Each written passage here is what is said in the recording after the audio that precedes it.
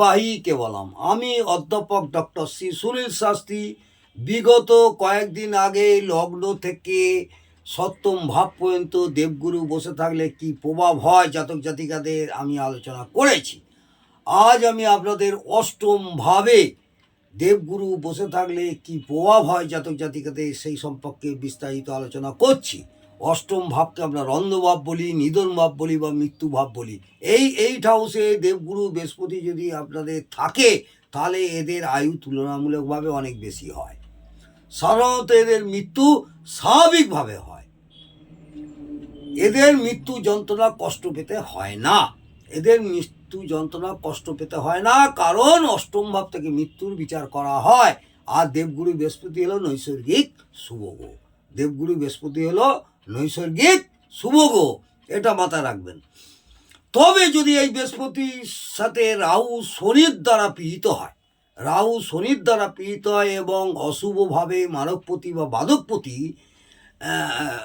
সাথে যুক্ত থাকে, তাহলে মৃত্যুর সময় খুব কষ্ট ভোগ করতে হতে পারে বা কষ্ট হয়। অনেক সময় এদের মৃত্যু কোনো তীর্থস্থানে হয় বা হতেও দেখা যায়, কারণ বৃহস্পতি ধর্মস্থানের কারক গ্রহ। ধর্ম জ্ঞান সম্বন্ধে এদের জানার কৌতূহল প্রচুর থাকে, কারণ অষ্টম ঘর থেকে অজানাকে জানার বিচার করা হয়। ও বৃহস্পতি হলো ধর্মের কারক গ্রহ। ও বৃহস্পতি গ্রহ হলো ধর্মের কারক গ্রহ। উত্তরাধিকার সূত্রে এরা অনেক ধন সম্পত্তি হয়। ধর্মের কারক গ্রহ যেমন, এরা উত্তরাধিকার সূত্রে এরা অনেক ধন সম্পত্তি পায়, কারণ অষ্টম ঘর থেকে অনুপার্জিত অর্থ সম্পত্তির বিচার করা হয়। সম্পত্তির বিচার করা হয় এবং বৃহস্পতি ধন সম্পত্তির কারক গ্রহ। মামলা মোকদ্দমা হলেও এরা অল্পতেই জয়লাভ হয়। কোনো কারণে যদি মামলা মোকদ্দমা হয় তাহলে অল্পতেই জয়লাভ করে। এদের জীবনী শক্তি অনেক বেশি হয়।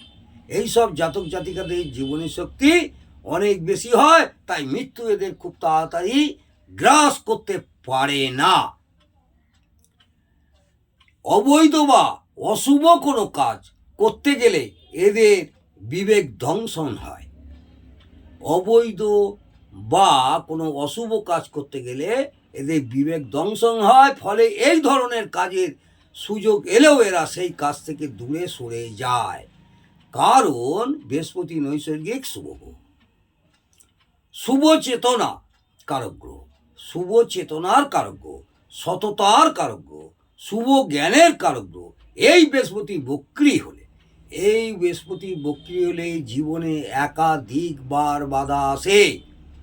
এই বৃহস্পতি যদি বক্রী হয় তাহলে এদের জীবনে একাধিকবার বাধা আসে। সুখ শান্তি থেকে বঞ্চিত হয়, সুখ শান্তি থেকে বঞ্চিত হয়। আর্থিক অবস্থা খারাপ হয়ে যায়, কারণ অষ্টম ঘর থেকে বাধা বিপত্তির বিচার করা হয়। অষ্টম ঘর থেকে আমরা বাধা বিপত্তির বিচার করে থাকি। বৃহস্পতি সুখ শান্তি ও ধন সম্পত্তির কারক গ্রহ। দেবগুরু বৃহস্পতি সুখ শান্তি এবং ধন সম্পত্তির কারক গ্রহ, এটা মাথায় রাখবেন। এই বৃহস্পতির সাথে অশুভ রাহু ও মঙ্গলের সংযোগ হলে, এই বৃহস্পতির সাথে অশুভ মঙ্গল এবং রাহু সংযোগ হলে ছোটোখাটো কোনো ব্যাপারে বড় রকমের অশান্তি বা বিবাদে জড়িয়ে পড়তে পারে। ছোটোখাটো কোনো অশান্তি বা বিবাদে জড়িয়ে পড়তে পারে, এমনকি মামলা মোকদ্দমা পর্যন্ত হতে পারে, কারণ অষ্টম ভাব থেকে ঝগড়া অশান্তি বিবাদের বিচার করা হয়, মামলা মোকদ্দমারও বিচার করা হয়। এবং মঙ্গল মারামারির কারক গ্রহ, রাহু ঝগড়া অশান্তি মারামারি গালাগালির কারক গ্রহ। এরা পার্টনারের ধন সম্পত্তি লাভ করে, কারণ সপ্তম ভাব থেকে পার্টনার বিচার করা হয় ও তার দ্বিতীয় ঘর অর্থাৎ ধন স্থান হলো জাতক বা জাতিকার অষ্টম ভাব। ধন সম্পত্তি লাভ করতে পারে, এরা পার্টনারের ধন সম্পত্তি লাভ করতে পারে, কারণ সপ্তম ভাব থেকে পার্টনারের বিচার করা হয় ও তার দ্বিতীয় ঘর অর্থাৎ ধন স্থান হলো জাতক বা জাতিকার অষ্টম ভাব। অর্থাৎ পার্টনারের ধন সম্পত্তি এবং বৃহস্পতি, পার্টনারের ধন সম্পত্তি এবং বৃহস্পতির ধন সম্পত্তির কারক। পার্টনারের ধন সম্পত্তি এবং বৃহস্পতি ধন সম্পত্তির কারক গ্রহ।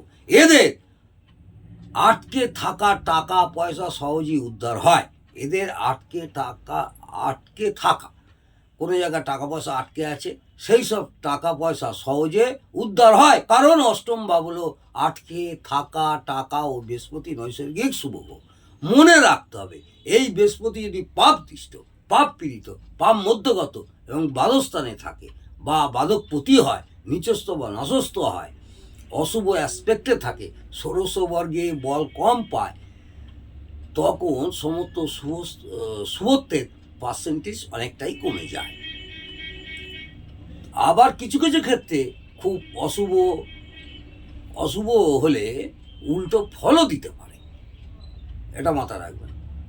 উল্টো ফলও দিতে পারে, অর্থাৎ উপরিউক্ত ফলগুলো কতটা কার্যকর হবে সেটা বৃহস্পতির শুভত্ব এবং অশুভত্বর উপরে নির্ভর করছে।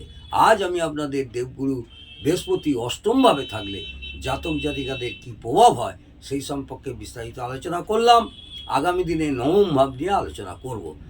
আমরা প্রত্যেক দিনই আপনাদের শিক্ষামূলক আলোচনা করে থাকব এবং আগামী দিনে আরও ভালো ভালো আপনারা এই ভিডিও পেতে আমাকে অবশ্যই একটা সাবস্ক্রাইব করে বেল আইকনটা টিপে দেবেন এবং ভালো লাগলে লাইক এবং কমেন্ট করবেন এবং বন্ধুবান্ধবদের আমার ভিডিওটি শেয়ার করতে ভুলবেন না।